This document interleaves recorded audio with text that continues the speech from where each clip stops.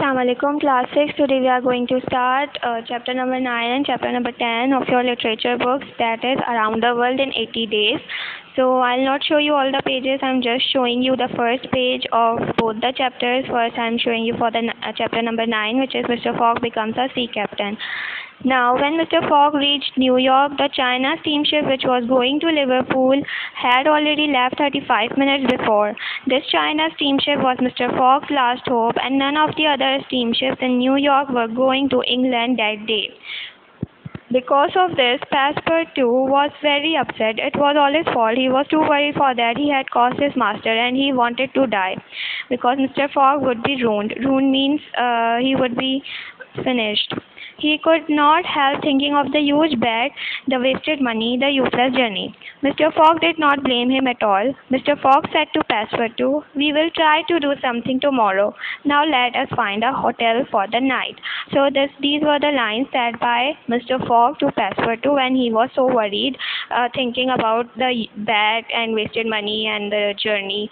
Okay, so Mrs. Aouda, Passepartout and Fix were so worried and they could hardly sleep. The next day was 12 December. From 12 at 7 in the morning to the 21st at 9 in the evening. There remained 9 days and 14 hours. It was very important for Mr. Fogg to leave the night before in China the steamship to arrive at Liverpool and then London in time. At last, next morning, Mr. Fogg saw a steamship that was preparing to leave. The ship name was Henrietta. Her upper parts were made of wood and lower parts were called as hull, which was made of iron. The captain of Henrietta was an American man whose age was about 50 years and he was never friendly towards other people. Mr. Fogg had a little talk with captain, but the ship was setting out for Bordeaux and Mr. Fogg had to go to the Liverpool. Mr. Fogg tried to buy the ship from the captain, but he was not successful. The captain was not interested in selling his ship. Mr. Fogg had an idea. He asked the captain to take him and another 3 people to the Bordeaux in $2,000. Captain scratch means captain rubbed his head and agreed to take 4 of them. He told Mr. Fogg that at 9 o'clock they will be on board. Mr. Fogg told his companions means those 3 people which were at that time with Mr. Fogg, that he had found a ship and by 9 o'clock they were all on board. Passepartout fainted by knowing the cost of this last journey. After knowing the cost, Passepartout got fainted. On next day, 13 December, Mr. Fogg took the commands of the ship. He locked the captain Speedy in the cabin and the captain was very angry. Mr. Fogg used his banknotes well. None of the sailors like the captain, so they were quite ready to have Mr. Fogg as their captain. Mr. Fogg became the captain and Henrietta was heading for Liverpool. Mrs. Aouda and Passepartout were surprised. Fix got puzzled. Fix decided in the end that Mr. Fogg must have decided to become a sea robber.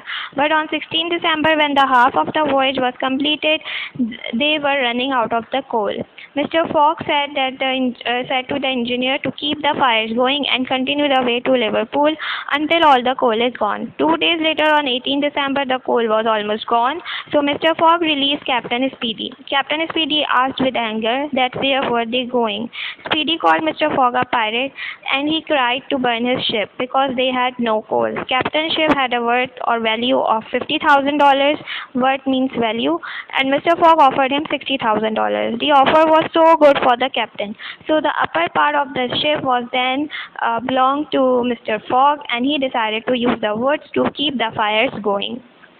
So why Mr. Fogg decided to burn the ship? Because they were running out of coal and they needed the fire.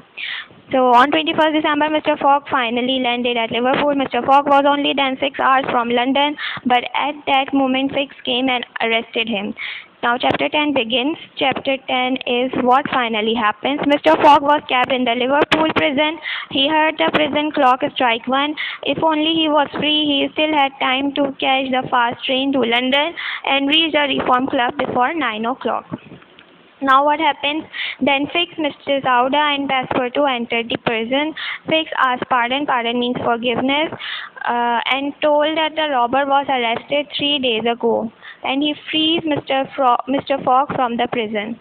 Mr. Fogg went to the detective, looked at him, threw back his arm and hit the detective because he deserved what had happened, and Fix did not say anything. Then Mr. Fogg, Mrs. Aouda, and Passepartout left the prison as quickly as possible. They went straight to the railway station.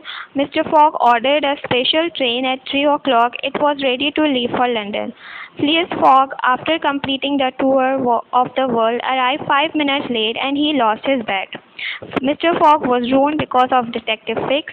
After all the difficulties, danger, Mr. Fogg failed. He had a very little money left and his fortune was lost completely.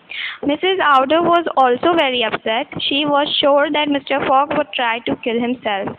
Then Mr. Fogg asked Mrs. Aouda to forgive him for bringing her to England. Mr. Fogg and Mrs. Aouda continued their conversation. At last, Mrs. Aouda holded Mr. Fogg's hand and asked him, "Do you wish to have both a relative and a friend? Will you have me for your wife?" Mr. Fogg stood up.